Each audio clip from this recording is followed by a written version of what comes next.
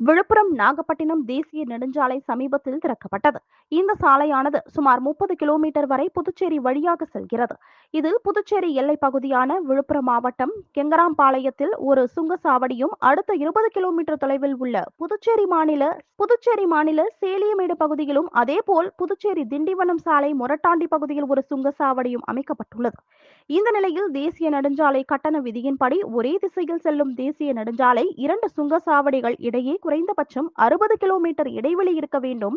ஆனால் புதுச்சேரியை சுற்றியுள்ள இந்த 3 சுங்கச்சாவடிகளும் மிக குறைந்த இடைவெளியில் சட்டவிரோதமாக அமைக்கப்பட்டுள்ளது என்றும், இதனால் புதுச்சேரி வாகன ஓட்டிகள் மிகவும் சிரமத்திற்குள்ளாகியுள்ளனர் என கூறி, தொடர்ந்து பல்வேறு தரப்பினர் சுங்கச்சாவடி அருகே அவ்வப்போது போராட்டத்தில் ஈடுபட்டு வந்தனர்.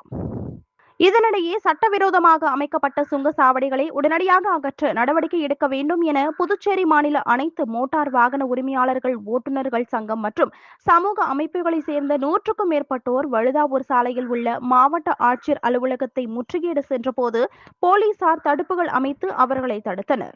இதனால் முற்றுகையிட வந்தவர்கள் கோஷங்களை எழுப்பி கண்டன ஆர்ப்பாட்டத்தில் ஈடுபட்டனர்.